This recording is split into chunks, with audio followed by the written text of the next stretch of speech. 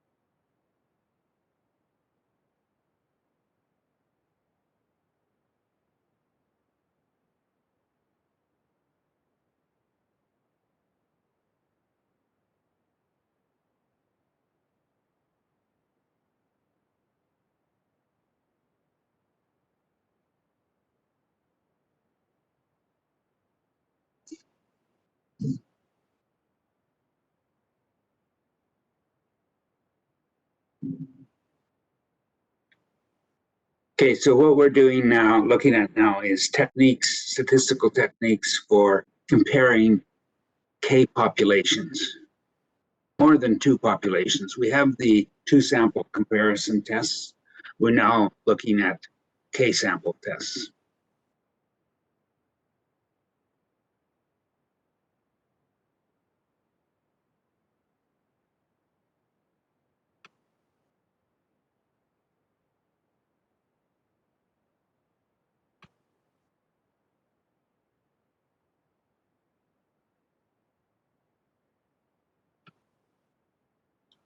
Here's the two sample test for comparing proportions. The test statistic is P1 hat minus P2 hat. Those are the two sample proportions. Over the square root, on the bottom, we have the estimated standard deviation of P1 hat minus P2 hat when the null hypothesis is true. That will be square root P hat 1 minus P hat 1 over N1 plus 1 over N2. P hat is the proportion, the number of successes when you combine the two samples. The data can be displayed in the following table. This is a two-way table. Here we have populations 1 and 2. We have the two categories of the variables, success and failure. We can compute totals and of the columns, of rows, and the grand total. What we're going to do is extend this so that there's more than two populations. We'll also extend it so that there's more than two categories of the category. I just got a question. I'm a little confused. Can you go back to the last slide? Sure.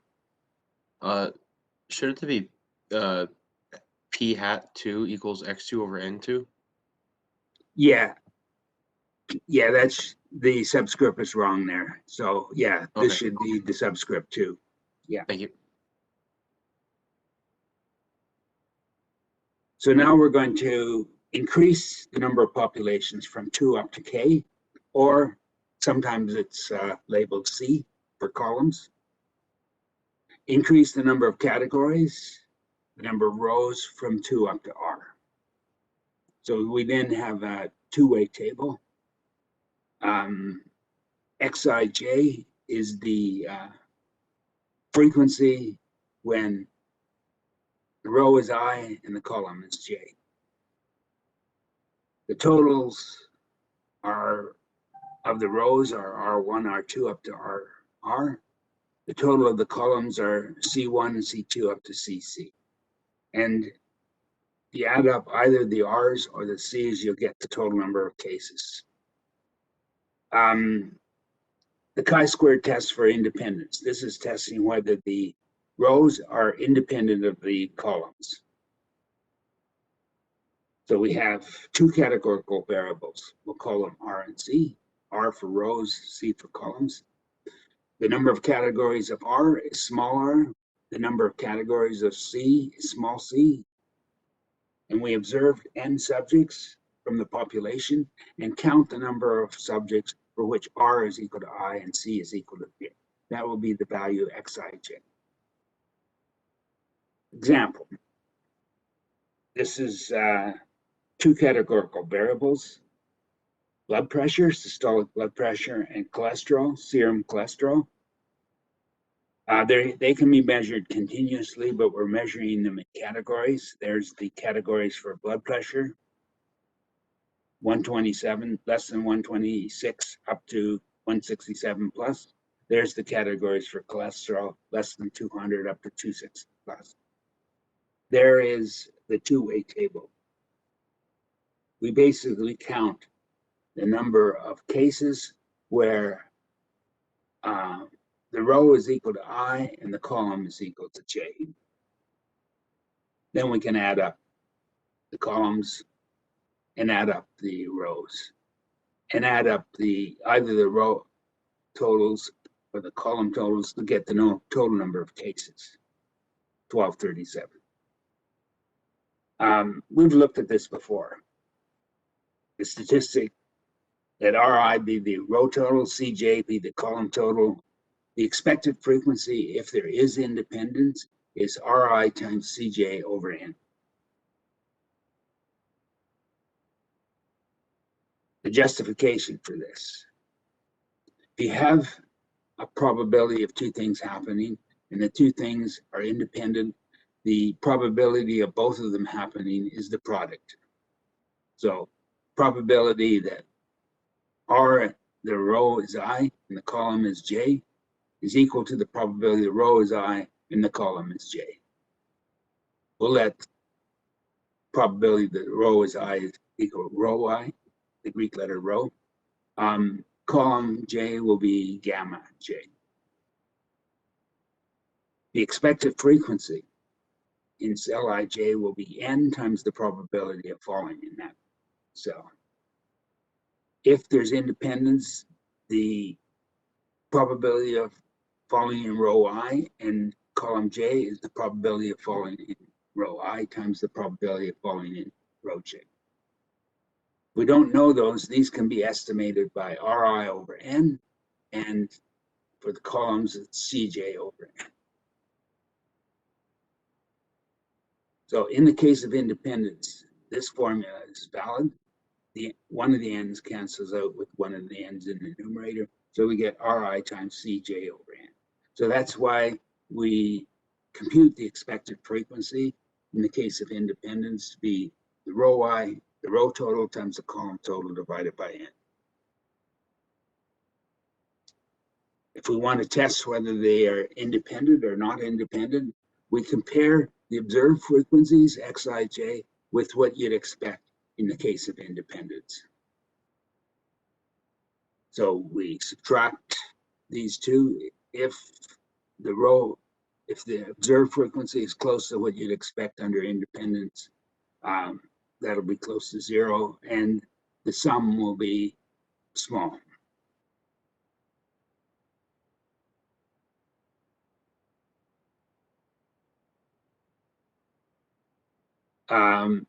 The test statistic can be shown to have a chi-squared distribution. The degrees of freedom is r minus 1 times c minus 1. The chi-squared distribution arises when you sum and square a bunch of standard normal random variables. The number, the degrees of freedom is really the number of terms, independent terms in that sum of squares. Now there's a total of r times c terms, but they're not independent. The critical region we reject if the independence, if chi-squared is large, greater than chi-squared sub alpha. That's the table value with the appropriate degrees of freedom. Standardized residuals. These are important in identifying which cells really depart from what you'd expect under independence. It's xij minus eij over square root, expected value of eij. The chi-squared statistic is just the sum of squares of the standardized residuals. The standardized residuals give you an indication of what cells the observed frequency is significantly different from what you'd expect under independence. If chi-squared is small, we would reject. This has a chi-squared distribution with 9 degrees of freedom. The 0.05 critical value is 16.19. The observed value is 20.85, telling us that independence is not correct. We reject the hypothesis of independence. Example. Here's an example. This was a study done by the Globe and Mail many years ago. It had different age groups. It was really interested in the baby boomers.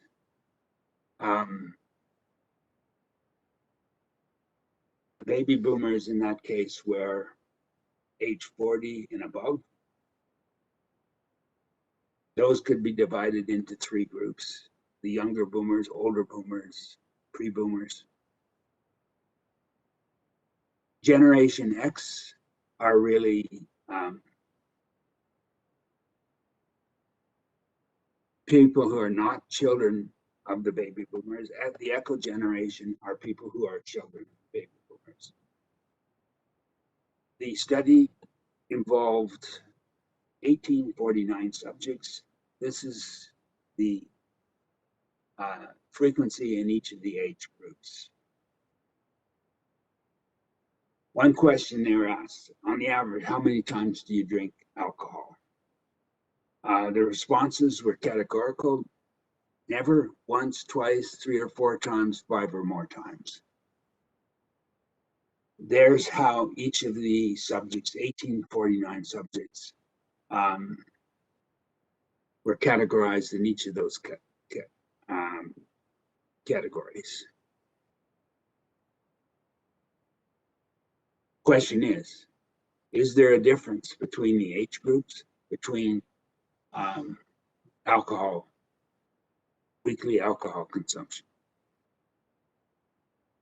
To answer this, we compute the expected frequencies when age group and alcohol consumption is independent. So each one of these numbers, 152.40 is just 398 times 708 divided by 849.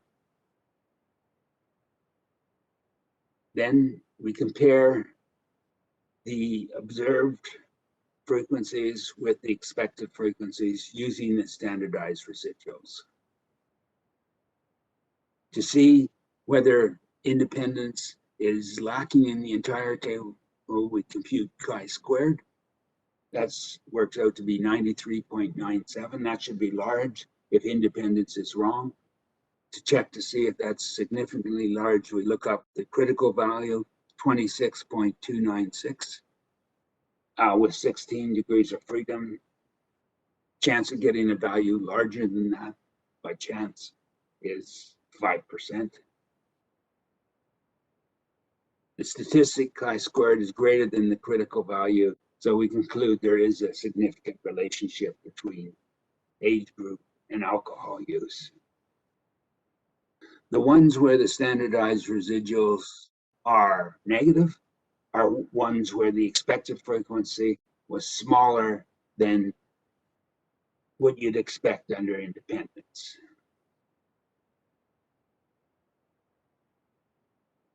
So the young age group, 20 to 29, the observed frequencies in the higher alcohol use are higher than what you'd expect under independence. Sorry, just I'm a little bit behind on this. Sorry, but what is Xij and Eij in this example? This would be the observed frequency. So we go back here. There's the observed frequencies. What you'd expect under independence, you would multiply the row total times the column total divided by n. There's the frequencies you'd expect under independence. If you look at the distribution across any row, it's the same for each row. The percentage in each of the column categories in each row is the same. It's the same as the distribution overall, the total. Okay, I see. So that's what you'd expect under independence. There's what you had actually observed.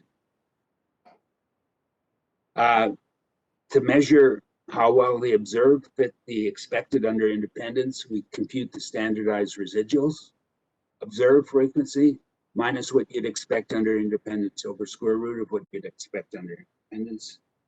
If the observed frequency Xij was a lot smaller than Eij, that would be negative. So the cells where the residuals are negative are where the observed is less than what you'd expect under independence. The cells which are greater than 0 are the cells where the observed was higher than you'd expect under independence. To see whether or not independence is true, for the entire table, you calculate the chi-squared test, chi-squared statistic. There's the critical value. Because it's greater than the critical value, you reject independence. Now, looking at the residuals, you see cells where the observed was higher than expected. If you look at the youngest generation, the positive residuals are in twice or 3 or 4 times. 5 or more times is lower. The observed is lower than you'd expect under independence. Never is extremely lower than you'd expect under independence. The most is once. That's for the youngest generation. For the pre-boomers, these are the old ones. There's much higher frequency, observed frequency of never drinking during the week. There's also a higher frequency of drinking 5 or more times per week. So the pre-boomers, the older ones 60 plus, they either never drink or they drink 5 or more times per week.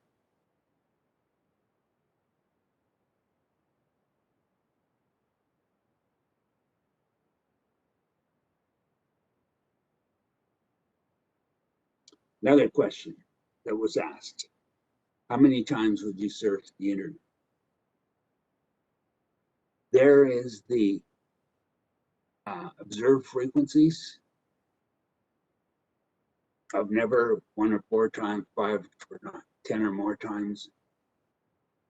Now we want to know whether there's differences between the different age groups. So to do that, we compute the expected frequencies. These are just calculated by multiplying row total times column total divided by total number of cases. Now we want to know whether those are higher or lower than the observed is higher or lower than expected. There you see in the observed residuals, the chi-squared statistic is quite large, indicating there is a relationship. You can see the relationship by looking at the negative ones and the positive ones. So in the youngest age group, surfing the internet 10 or more times is much higher. There's much higher frequency, much lower frequency, never going onto the internet. In the oldest group,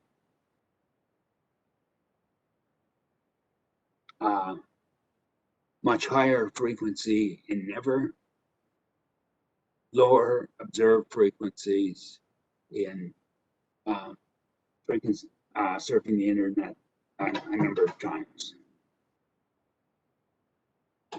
So there is a significant relationship between age group and internet use. You see what the relationship is by examining the residuals. The chi-squared statistic is measuring lack of independence overall in the table. Here is another way of graphically illustrating this. This is giving you the proportion of times they serve the internet for the youngest age group, the next highest age group.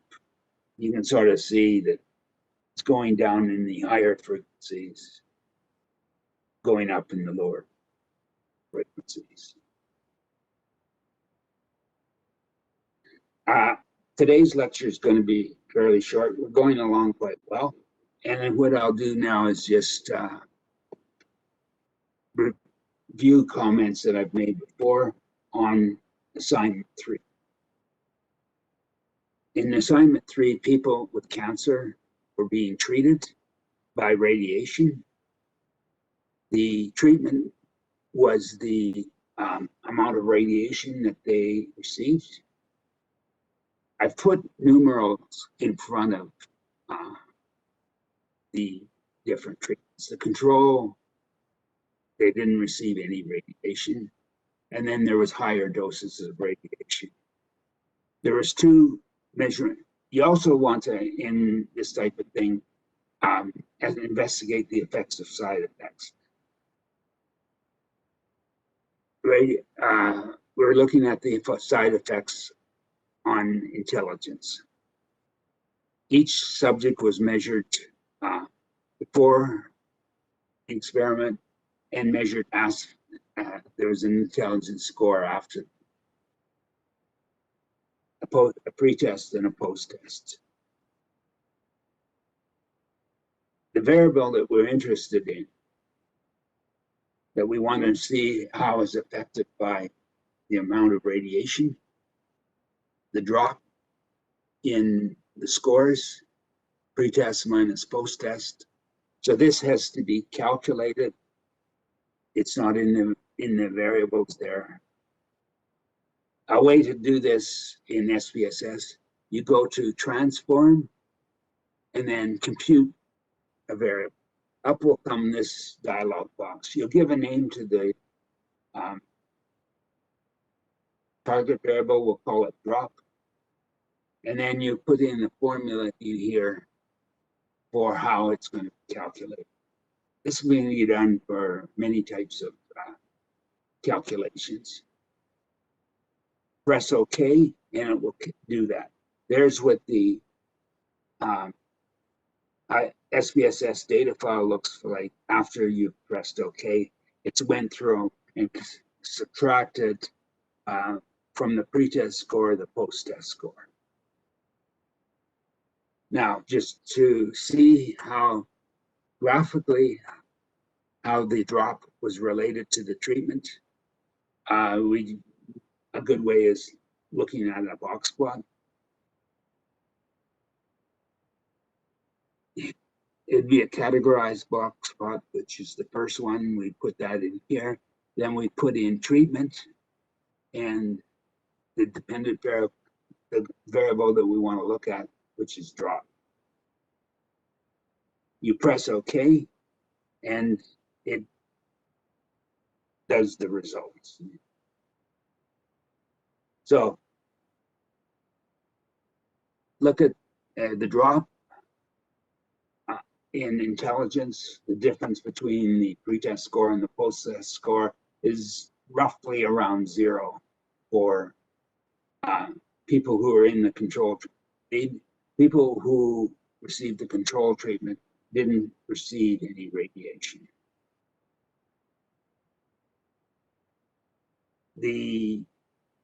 Graphically, it looks like that's similar to people who received the low dose of radiation, which was 25 to 50 Roentgens. Seems that if you increase the level of radiation, the drop is higher. And highest when you give it, the subject is given the highest dose of radiation. So from this graph,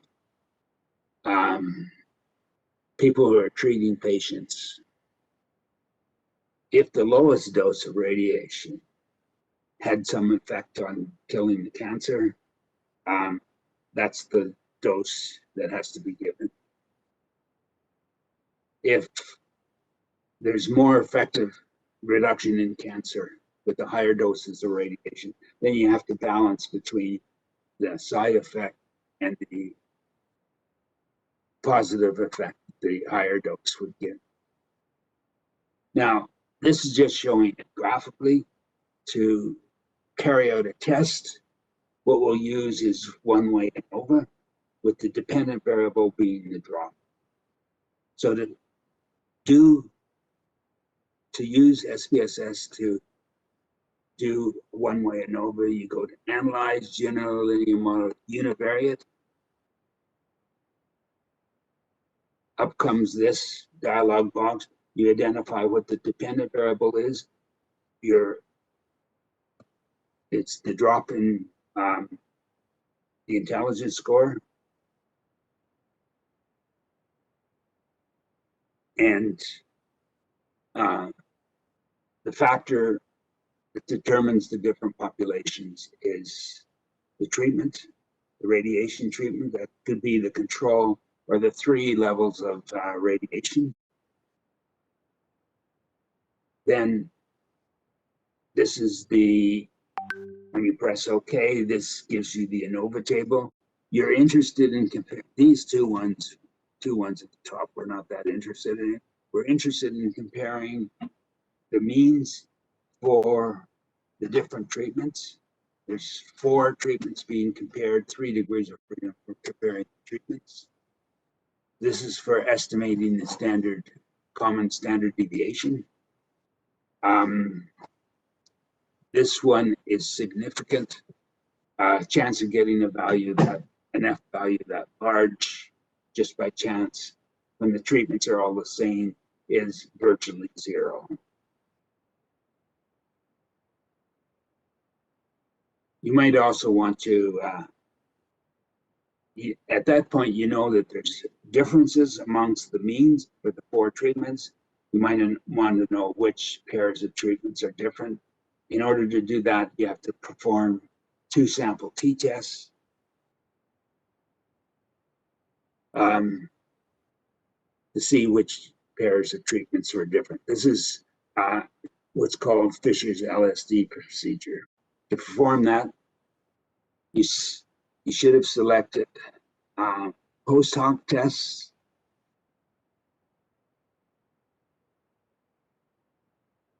which will compare the treatments. So you want to compare the means for the treatments using a post-hoc test. These are a list of different post-hoc tests that are used. If you want to use Fisher's LSD, you just check that, do that. There are other tests that are available that we won't go into in this class. But doing that, outcomes, in addition to the ANOVA table, comes a collection of paired tests. So this is really looking at the mean difference and seeing whether or not it's significant. So first of all, it's control versus the other 3. The only one that is not significant is control versus the lowest dose of radiation. Control is different than the medium dose and the highest dose of radiation. Then, using the second treatment, which is the lowest dose of radiation versus control in the other 2, control is not different, but you actually see that above as well. So the only differences we observe are differences between the 2 medium dose and the highest dose, with the lowest dose and control, and the control and the lowest dose are not significant.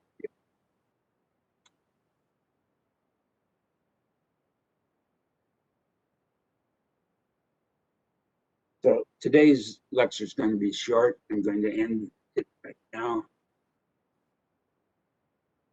because we're actually quite a bit along in our notes.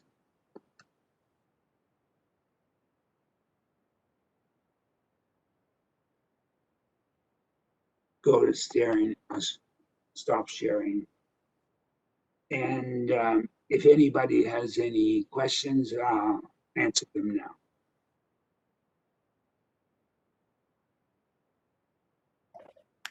What is this weekend's test going to be on? Like, which lectures?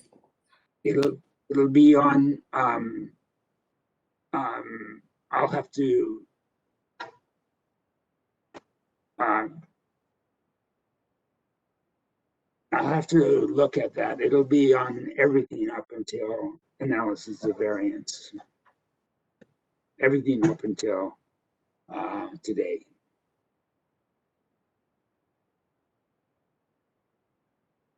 It may be, there may be more emphasis on the 2 sample tests and the 1 sample tests. But it may also involve analysis of variance. So you can get some idea if you look at the practice exercises of the subjects that will be covered. And as before, I'll hand it out on Sunday morning, and you'll have to submit it by Monday afternoon.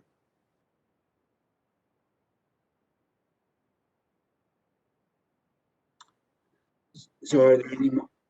Yeah. I just have a quick question back with the assignment 3.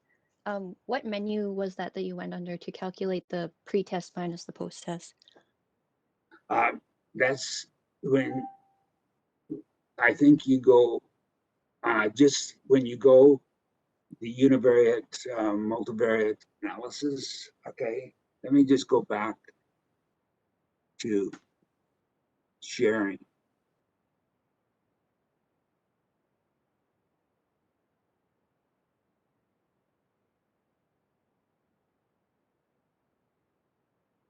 No.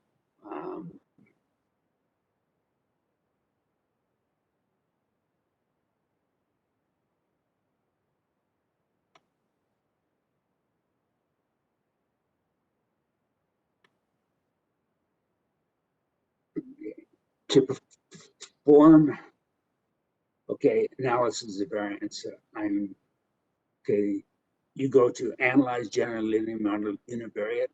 Up comes this dialog box, this box. You have to identify the dependent variable, and you have to identify the treatments that define the different populations. Now, if you press OK here, it won't perform that post-hoc test. But if you click post-hoc, up comes this dialog box, and you would then select probably LSD to do the 2 sample tests for all pairs. So it's under the same menu that performs the analysis, that computes the analysis of variance table. When you do that, when you select the post-hoc test, it'll perform the ANOVA table, it'll calculate the ANOVA table, but it'll also do the multiple comparisons using the LSD procedure.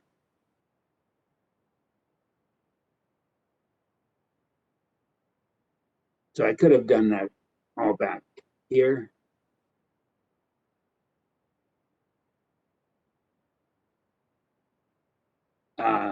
When I was asking it to perform one-way analysis of variance.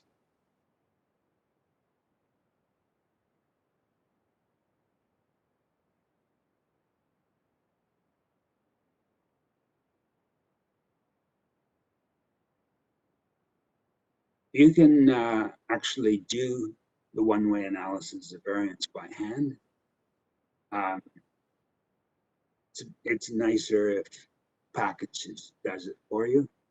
You can do one-way analysis of variance by hand.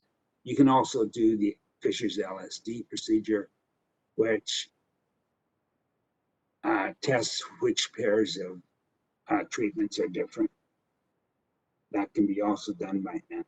If you want it to be done by the package SPSS, you click post-hocs and then you select LSD.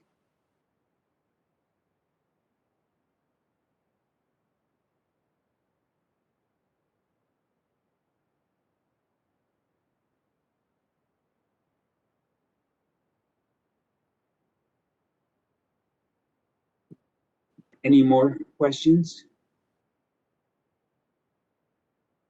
Okay, so at this point, I'll end the lecture.